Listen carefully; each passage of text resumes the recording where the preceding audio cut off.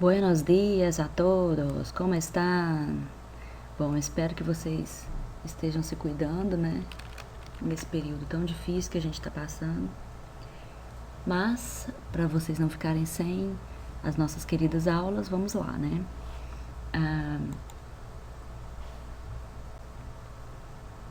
Dando continuidade à nossa unidade 2, Cuerpo Sano, Mente Sana, que estamos falando sobre as partes do corpo, né? E nós já vimos isso, fizemos até um trabalho sobre isso, que ficou muito bom o trabalho de vocês. Eu vou continuar aqui da onde a gente parou, ok?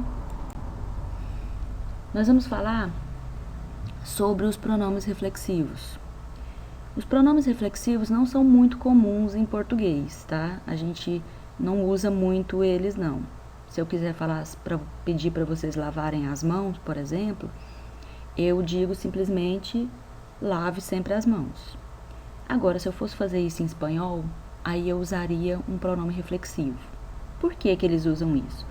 Eles usam isso para indicar a quem pertence a ação. Eles pontuam exatamente quem precisa sofrer a ação. Então, por exemplo, o exemplo que eu dei, né, de lave sempre as mãos, no espanhol ficaria lávate siempre las manos. Então, esse lávate, esse T, ele está informando que é você. Ele está apontando quem tem que fazer a ação. Poderia ser lávanos siempre las manos, ou então poderia ser lávese siempre las manos. Então, está indicando a pessoa.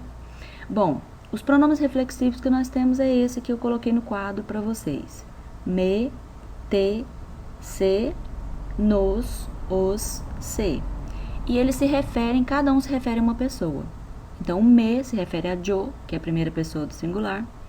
Te se refere a tu, que é a segunda pessoa do singular.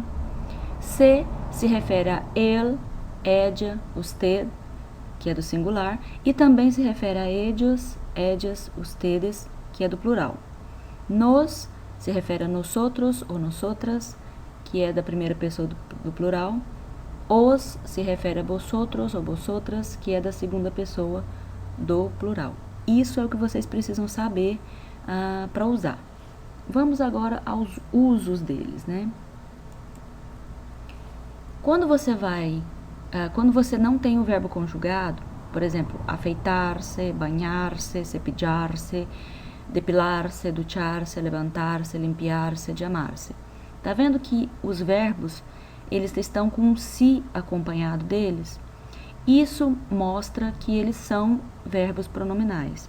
Ou seja, eles necessitam ser conjugados junto com esse pronome aí, né?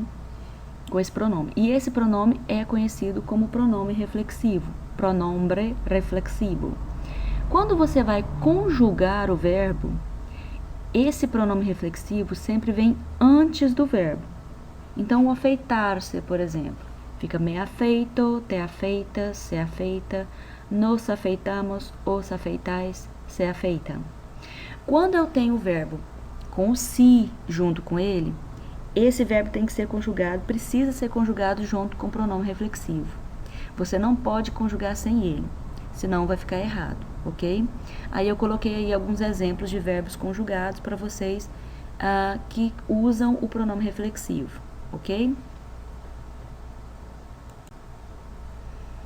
Bom, eu disse que quando a gente conjuga o verbo, ou seja, quando está no presente, passado, futuro, condicional, o pronome reflexivo ele vem antes do verbo. Mas tem 3 casos em que ele não vem antes do verbo. Ele vem depois e emendado ao verbo. O primeiro caso é com o infinitivo. Então, se eu tiver um verbo no infinitivo, ou seja, verbo terminado em ar, er ou ir.